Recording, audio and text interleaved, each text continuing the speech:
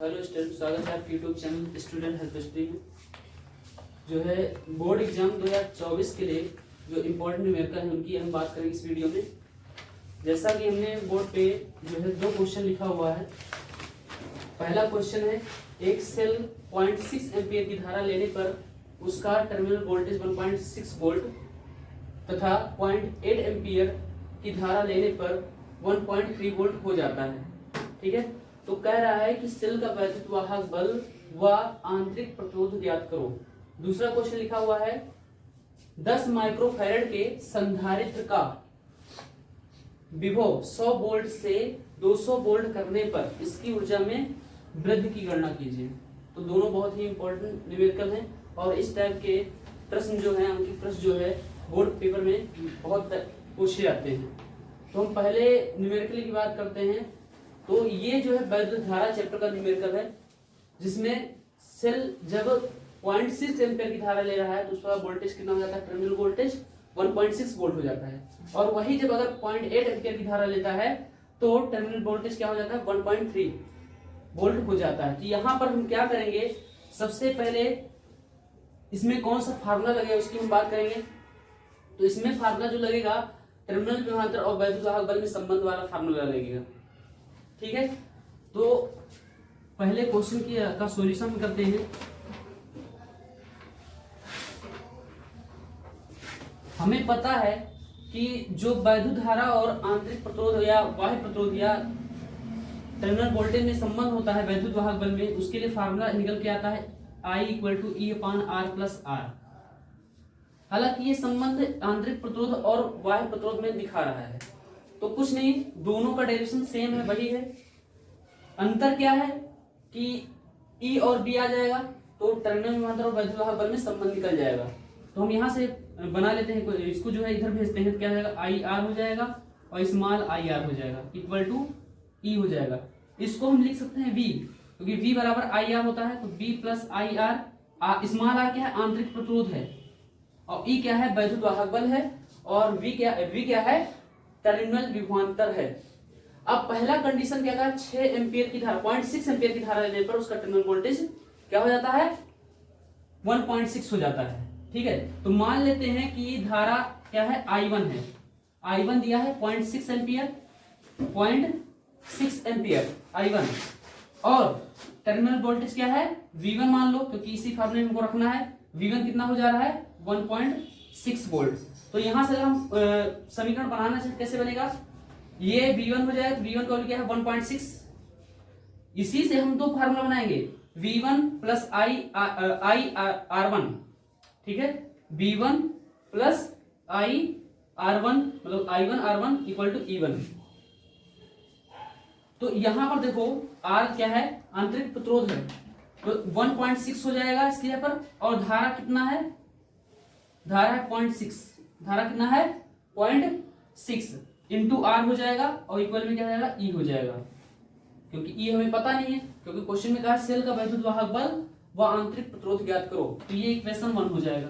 क्या हो जाएगा, इक्वेशन 1 हो जाएगा। अब दूसरे कंडीशन में क्या कहा है कि जब धारा 0.8 एम्पियर हो जाती है तो टर्मिनल विभवांतर कितना हो जाता है, 1.3 वोल्ट हो जाता है। तो इसी फार्मूले में क्या करेंगे, जैसे I2 हो जाएगा, ये I2 कितना 0.8 हो जा रहा है, I2 कितना हो जा रहा है 0.8, और टर्मिनल वोल्टेज कितना हो जाता है, V2 कितना 1.3 वोल्ट, 1.3 वोल्ट, इसको वोल्ट लिखो 1.3 वोल्ट। अब इसी फार्मूले रखो, इसी फार्मूले रखेंगे, क्या हो जाएगा, यहाँ पर 1.3 हो जाएगा, प्लस धारा का क्या हो जाएगा 0.8, और साथ में क्या है, R है, = E। समीकरण 2। अब देखो यहाँ पर जो समीकरण 1 है और 2 है, उसका राइट हैंड साइड इक्वल है। यहाँ भी E है, यहाँ भी E है। जब राइट हैंड साइड इक्वल है दोनों समीकरणों का, तो लेफ्ट हैंड साइड क्या हो जाएगा, वो भी इक्वल हो जाएगा। तो हम यहाँ पर क्या करेंगे, समीकरण 1 व 2 से चलेंगे, समीकरण 1 व 2 से, समीकरण 1 व 2 से। तो यहां भी E है और यहां भी E है, दोनों क्या हो जाएंगे, आपस में बराबर हो जाएंगे। क्या हो जाएंगे, 1.6 + 0.6R इक्वल में क्या हो जाएगा, 1.3 + 0.8R। 0.8R। अब 0.8R को इधर ले आओ और 1.6 को उधर भेज दो, तो क्या हो जाएगा 0.6R, ये इधर प्लस में है, इधर आएगा क्या हो जाएगा माइनस में 0.8R हो जाएगा, इक्वल में क्या जाएगा 1.3, 1.6 उधर क्या है माइनस 1.6 हो जाएगा, क्योंकि इधर प्लस में उधर जाएगा माइनस में हो जाएगा। अगर यहां से हम घटाएं 0.6 और 0.8 है, 0.8 में से 0.6 जाएगा 0.2 आ जाएगा, कितना आ जाएगा, लेकिन 0.6 में से 0.8 घटा रहा है ना, 0.6 क्या है, 0.6 क्या है, छोटा है ना 0.8 से, तो क्या हो जाएगा माइनस में आ जाएगा, तो माइनस 0.2R, माइनस 0.2R, और ये कितना हो जाएगा 0.3, माइनस में क्या हो जाएगा 0.3, तो R इक्वल टू क्या हो जाएगा माइनस 0.3 अपान में माइनस 0.2। ठीक है, अगर यहां से दशमलव एक संख्या के बाद यहां भी एक संख्या के बाद यहां है, 3/2 हो जाएगा, और 3/2 को हम क्या लिख सकते हैं 1.5, कितना लिख सकते हैं, यानी आंतरिक प्रतिरोध आ गया हमारा 1.5 ओम, 1.5 ओम। अब हमें क्या चाहिए, वैद्युत वाहक बल चाहिए, तो हम क्या करेंगे, किसी एक क्वेश्चन में चाहे 1 में चाहे 2 में R का वैल्यू रख देंगे और हमें E का वैल्यू मिल जाएगा। तो हम क्या करते हैं, समीकरण 1 में क्या करते हैं, R का वैल्यू रख देते हैं। समीकरण 1 में स्मॉल r का मान रखने पर, अगर स्मॉल r का मान रखेंगे क्या हो जाएगा, समीकरण 1 क्या है हमारा 1.6 प्लस 0.6R और इक्वल में E है।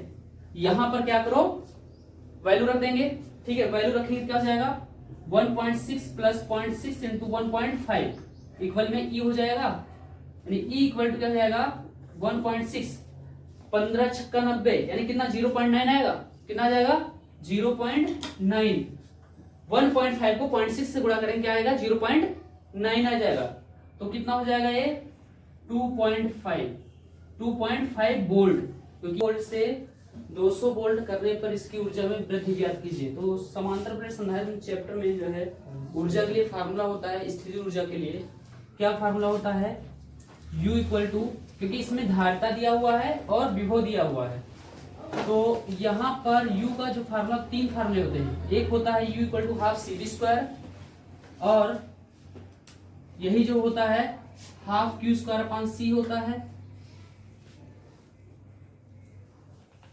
हाफ Q² अपान C, और यही फार्मूला होता है हाफ QV। तो यहां पर हम देखेंगे कि न्यूमेरिकल में C दिया है और V दिया है, तो C और V दिया है तो हम इस फार्मूले का यूज करेंगे। ठीक है, अगर इसमें Q और C दिया होता ये फार्मूला, और Q और V दिया होता तो ये फार्मूला लगाते, लेकिन यहां पर क्या है, दिया है C और V का वैल्यू वोल्ट। ठीक है, अब C दिया है कितना, C बराबर 10 माइक्रोफैरेड, 10 माइक्रोफैरेड, माइक्रोफैरेड को फैरेड में हमें चेंज करना पड़ेगा, तो अगर 1 माइक्रोफैरेड है तो 10⁻⁻6 फैरेड के बराबर होता है, अगर 1 पिकोफैरेड है तो 10⁻12 फैरेड के बराबर होता है। यहाँ पर हम लिख दे रहे हैं ताकि जब न्यूमेरिकल आए तो आसानी से कर सको।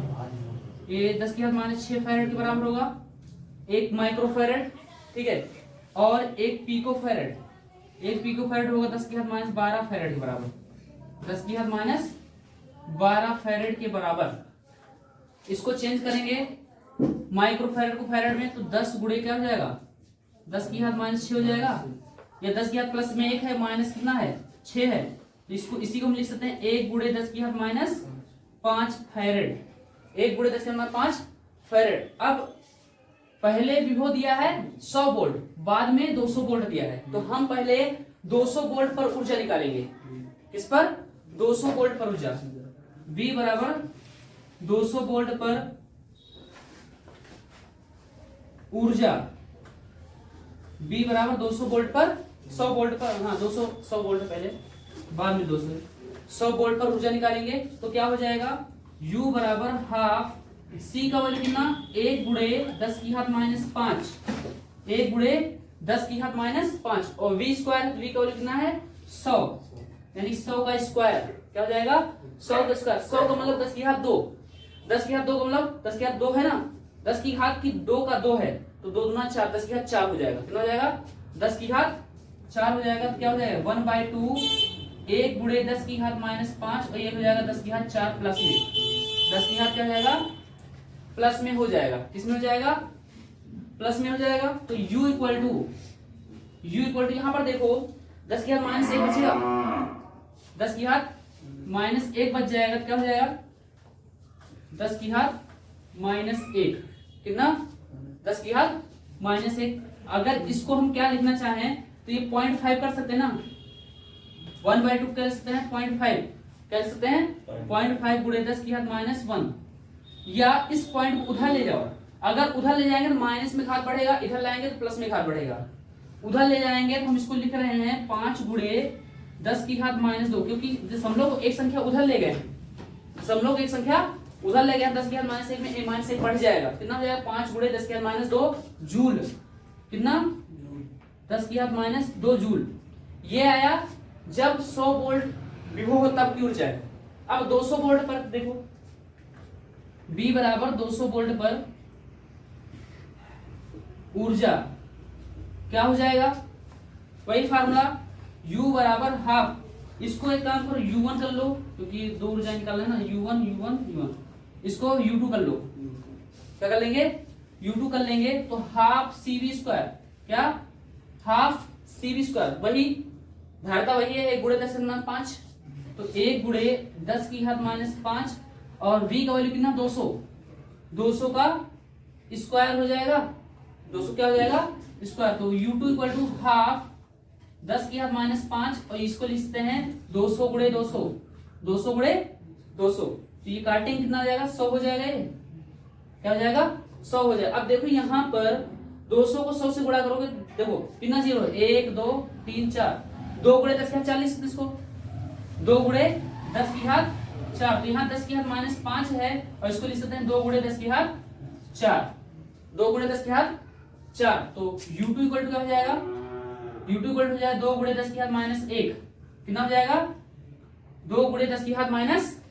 अब यहाँ पर ध्यान से देखो यहाँ पर हमें घटाना पड़ेगा क्योंकि ऊर्जा में वृद्धि निकालना है तो ये ऊर्जा ज्यादा है ये वाला ऊर्जा क्या है कम है। कैसे कम है देखो अगर हम इसको लिखना चाहें कैसे लिख सकते हैं इसको 20 गुणे 10 की घात -2 लिख सकते हैं। घात सेम करना हो तो 10 की घात जो 10 है 10 की घात -2 है तो अगर 10 की घात -2 यहाँ करेंगे तो क्या होगा ये पॉइंट को उधर ले 20 हो जाएगा। कितना हो जाएगा 20 क्योंकि हम 20 का 2 गुणे 10 लिख सकते हैं 2 गुणे 10 लिखेंगे तो यहाँ पर क्या हो जाएगा 10 की घात -2 है 10 की घात 1 प्लस में आएगा और -2 कितना हो जाएगा 10 की घात -1 बच जाएगा तो 2 गुणे 10 की घात -1 लिख सकते हैं। तो इसको हमने क्या लिखा है 20 गुणे 10 की घात -2 इतना जूल आया। ये जब हम 200 वोल्ट का विभव दे रहे हैं तब की ऊर्जा है। ये 100 वोल्ट देने पर ऊर्जा है ये 200 वोल्ट देने पर क्या है ऊर्जा है। अब ऊर्जा में वृद्धि निकालते हैं ऊर्जा में वृद्धि डेल्टा U मान लो क्या हो जाएगा U2 U1 क्योंकि U2 ज्यादा है ना क्योंकि क्या है U2 ज्यादा है तो डेल्टा U बराबर क्या हो जाएगा U2 कितना 20 गुणे 10 की घात -2 20 गुणे 10 की घात -2 और माइनस U1 कितना है 5 गुणे 10 की घात -2 तो क्या हो जाएगा 5 गुणे 10 की घात -2 तो डेल्टा U बराबर क्या हो जाएगा 20 में से 5 गया 15 15 गुणे 10 की घात -2 जूल। इतने जूल ऊर्जा की वृद्धि होगी जब हम क्या कर देंगे विभव 100 वोल्ट से 200 वोल्ट का दे देंगे। तो 60 ओम के बाह्य प्रतिरोध को बैटरी के टर्मिनलों से जोड़ने पर 0.3 एम्पियर की धारा प्रवाहित होती है तथा प्रतिरोध घटाकर अब यही प्रतिरोध क्या 60 ओम था इसको 30 ओम कर दिया गया घटाकर 30 ओम कर देने पर धारा गमन 0.5 एम्पियर हो जाता है। बैटरी के प्रतिरोधक तथा आंतरिक प्रतिरोध की गणना कीजिए। सेम जैसे हमने पहला क्वेश्चन बताया था उसी फार्मूले पे सवाल लगेगा। हमें अपने प्यारे स्टूडेंट से विनम्र निवेदन है कि वो अगर हमारे इस चैनल को देख रहे हैं और इस न्यूमेरिकल को देख रहे हैं जो भी स्टूडेंट देख रहे हैं उनसे हाथ जोड़कर विनम्र आग्रह है कि वो कॉपी किताब लेकर बैठें और जो न्यूमेरिकल बारे में बता रहे हैं उसको नोट कर लें या लास्ट में जो है इसका स्क्रीनशॉट ले लें क्योंकि ये इसी टाइप के न्यूमेरिकल बोर्ड में बहुत पूछे जाते हैं और हम गारंटी लेते हैं कि इसी टाइप का या हो सकता है 99% यही क्वेश्चन आ जाए। इसलिए आप लोग जो हम बताएं उसको कापी पेन लें और उसको नोट कर लें। बहुत बहुत धन्यवाद होगा अगर नोट करेंगे। हो सकता है हमारी वजह से आप लोगों का भला हो जाए, इसलिए कापी पेन जरूर लेकर बैठे। तो बात करते हैं इस न्यूमेरिकल की। तो इसके लिए हमने फार्मूला भी बताया था वहां पर पहले ही में, I equal to E upon R plus R. ठीक है, ये संबंध है बाह्य प्रतिरोध और आंतरिक प्रतिरोध में। ठीक है, बाह्य प्रतिरोध और आंतरिक प्रतिरोध में। तो यहाँ संबंध अगर हम इसको आगे सॉल्व करना चाहें तो हम ऐसे लिख सकते हैं, आई से इसमें multiply I R, I capital R हो जाएगा और ये हो जाएगा small I small R equal to E. अब इसमें जो भी वैल्यू दिया हुआ है हम उसको रखेंगे, जो भी वैल्यू दिया हुआ है उसको क्या करेंगे, रखेंगे। तो पहले क्या कर 60 ओम बाह्य प्रतिरोध को कैपिटल आर से लिखा जाता है, बाह्य प्रतिरोध को कैपिटल आर से लिखा जाता है और आंतरिक प्रतिरोध को स्मॉल आर से। ये वैद्युत धारा चैप्टर है उसी का न्यूमेरिकल है और उसी चैप्टर से आया हुआ है। और इस टाइप का क्वेश्चन कई बार पूछा गया पेपर में, हर बार इस टाइप का क्वेश्चन 2 नंबर पूछा जाता है। तो प्रश्नानुसार चलते हैं। पहले क्या है 60 ओम है, बाह्य प्रतिरोध क्या है 60 ओम और धारा कितनी है 0.3। तो आई की 0.3 रखो और कैपिटल आर की 60 रख दो और प्लस फिर से स्मॉल आई है वही 0.3 आर इक्वल टू ई, क्योंकि हमें ई फाइंड करना है और आंतरिक प्रतिरोध बाह्य भी क्या आंतरिक प्रतिरोध स्मॉल आर भी क्या करना है फाइंड करना है। तो पहला कंडीशन हो गया, ये क्या हो गया पहला कंडीशन। दूसरा कंडीशन क्या दिया हुआ है कि अब प्रतिरोध को 30 ओम कर दिया गया घटाकर और धारा कितना हो जा रहा है 0.5। तो रखेंगे यहाँ पर क्या हो जाएगा 0.5 धारा लेंगे, 0.5 धारा हो जाएगा और कैपिटल आर का वैल्यू कितना हो गया 30 हो गया है। कैपिटल आर का वैल्यू कितना हो गया है 30, जो कि बाह्य प्रतिरोध है। बाह्य प्रतिरोध को कैपिटल आर से, आंतरिक प्रतिरोध को स्मॉल आर से लिखा जाता है।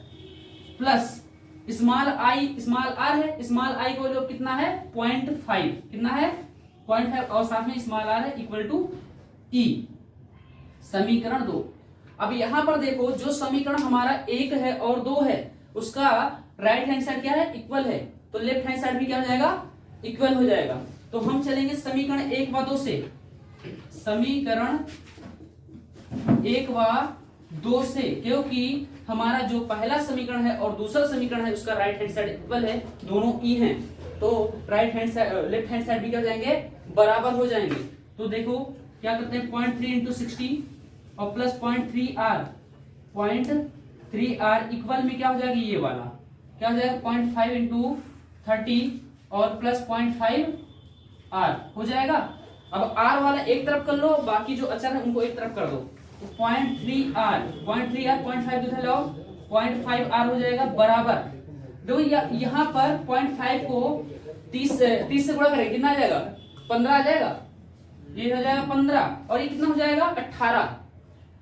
60 को 0.3 से गुणा करें कितना आएगा 18, ये उधर जाएगा 15 माइनस 18 हो जाएगा, क्या हो जाएगा 15 माइनस 18। तो 0.3 में से 0.5 जाएगा क्या बच जाएगा माइनस 0.2 आर बच जाएगा, माइनस 0.2 आर और 15 में से 18 गया माइनस 3 हो जाएगा, 15 में से 18 गया कितना हो जाएगा माइनस 3 हो जाएगा। तो क्या हो जाएगा आर इक्वल टू -3 अपान -0.2 -0.2। अब वे माइनस माइनस प्लस हो जाएगा, यहाँ से पॉइंट यहाँ 10 से गुणा हो जाएगा, 2 पंचे 10, आर बराबर कितना गया 15 ओम। मात्रक जरूर लिख देना, आर बराबर 15 ओम हो गया।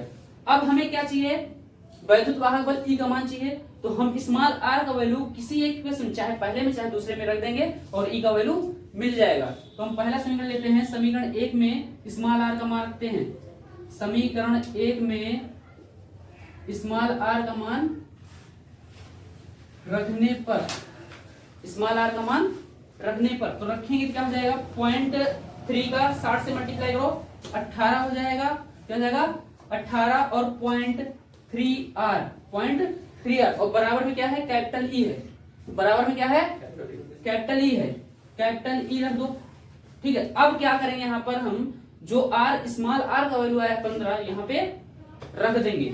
तो 18 प्लस 0.3 इंटू 15 बराबर ई, तो ई बराबर क्या हो जाएगा 18 और प्लस 15 3 45 4.5 हो जाएगा, कितना हो जाएगा 4.5 5, तो E बराबर 18 4 22, 22.5 वोल्ट, 22.5 वोल्ट।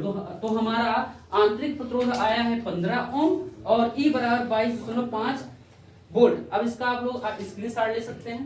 क्या दिया हुआ है, यंग के द्विस्लिट प्रयोग में स्लिटों के बीच की दूरी 10⁻³ मीटर, स्लिटों तथा पर्दे के बीच की दूरी 3 मीटर तथा फ्रिंज की चौड़ाई 2.1 × 10⁻³ मीटर पाई गई। प्रयोग में प्रयुक्त प्रकाश की तरंगदैर्घ्य की ज्ञात कीजिए। यानी कि यंग ने प्रयोग किया था, द्विरेखा छिद्र प्रयोग जिसे बोलते हैं। इसमें उन्होंने क्या किया था कि एक सोडियम लैंप लिया था, क्योंकि व्यतिकरण होता है, व्यतिकरण घटना वहीं पर होती है जहां पर क्या होता है कि ऐसे तरंग स्रोत हो जो एक दिशा में गतिमान हो और उनकी आवृत्ति आयाम सब बराबर होने चाहिए।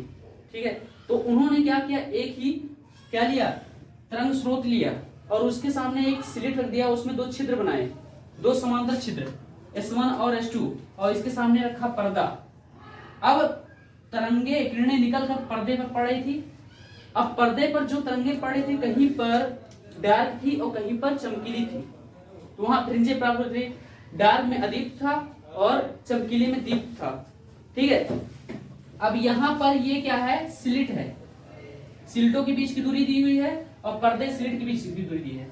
ये स्लिट में बने छिद्रों के बीच की दूरी है।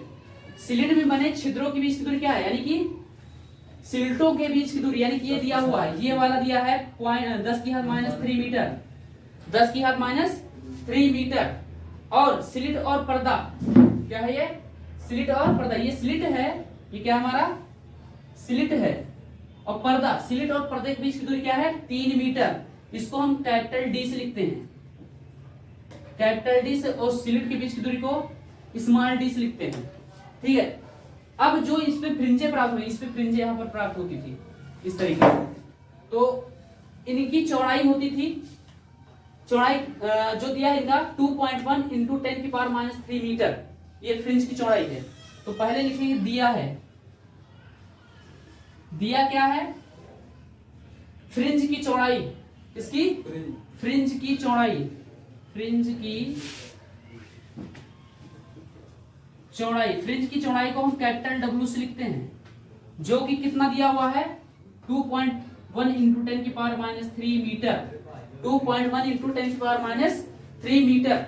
और स्लिटों के बीच की दूरी, यानी कि ये स्लिटों के बीच की दूरी है, इसको स्मॉल डी से लिखा जाता है। ये दिया है 10⁻³ मीटर, 10⁻³ मीटर। और स्लिट और पर्दे के बीच की दूरी को कैपिटल डी से लिखा जाता है। किससे लिखा जाता है, कैपिटल डी से। तो कैपिटल डी दिया हुआ है कितना, 3 मीटर, कैपिटल डी दिया है, कैपिटल डी दिया है 3 मीटर। ठीक है, हमें निकालना क्या है, जो इसमें तरंगदैर्घ्य, प्रयुक्त प्रकाश की तरंगदैर्घ्य उसको निकालना है, जो जिस तरंगदैर्घ्य का प्रकाश यूज कर रहे हैं उसका मान हमें निकालना है। तो फार्मूला क्या होता है, फ्रिंज की चौड़ाई के लिए फार्मूला, फ्रिंज की चौड़ाई W बराबर d lambda small D, d lambda small D. ये व्यतिक्रम चैप्टर जब पढ़ाया तो वहां पर बताया था कि फ्रिंज की चौड़ाई, जो दीप्त और अधिक फ्रिंजें प्राप्त होती है, उनकी चौड़ाई समान होती है। क्या होती है, चौड़ाई समान होती है। तो लैम्डा का वैल्यू हमें निकालना है, स्मॉल डी को तो WD/कैपिटल D, W small D upon capital D. तो लैम्डा इक्वल टू क्या हो जाएगा, कैपिटल W का वैल्यू क्या है, 2.1 × 10⁻³ और स्मॉल डी का वैल्यू कितना है, 10⁻³ 10⁻³ और बटे में कैपिटल डी का वैल्यू 3 मीटर दिया हुआ है। कितना दिया है, 3 मीटर दिया हुआ है। अब आगे इसको सॉल्व करेंगे तो लैम्डा इक्वल टू, यहां पर तो 2.1 है ना, 2.1 इसको हम बना देते हैं 10⁻6, 10⁻³ 10⁻³ क्या हो जाएगा, 10⁻6 हो जाएगा, 10⁻6 और बटे में क्या है, 3 है, तो बटे में 3। अब इसको हम ऐसे लिखते हैं, इसको 21 कर दें और यहाँ 10⁻7 एक बढ़ा दें, बटे में 3 हो जाएगा, हो जाएगा ना।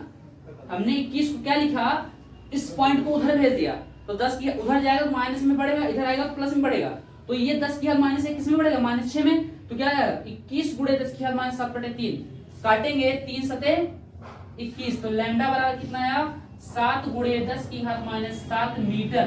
अभी मीटर में है ना, इसको अगर हमें एंगस्ट्रॉम में चेंज करना है तो हम इसको ऐसे लिख सकते हैं। क्या लिख सकते हैं, यहाँ पर 7 के पीछे हम 3 जीरो बढ़ा रहे हैं, तो 3 जीरो बढ़ा रहे हैं, इसका मतलब 10 की घात -3 बढ़ेगा। 3 जीरो बढ़ा रहे हैं, 10 की घात -3 बढ़ेगा, तो ये 10 की घात -10 मीटर हो जाएगा। और 10 की घात -10 हटा दें तो इसको हम केवल लिख सकते हैं लैम्डा बराबर 7000 एंगस्ट्रॉम। क्या लिख सकते हैं, 7000 एंगस्ट्रॉम। तो लैम्डा बराबर आ जाएगा आंसर हमारा 7000 एंगस्ट्रॉम। ये हो जाएगा इस न्यूमेरिकल का आंसर। क्या आएगा, लैम्डा बराबर 7000 एंगस्ट्रॉम। 10 के -10 हटाएंगे क्योंकि हमें पता है कि 1 एंगस्ट्रॉम 10 के -10 मीटर के बराबर होता है, और इसको 10 के -10 से मीटर से भाग देते हैं 7000 एंगस्ट्रॉम में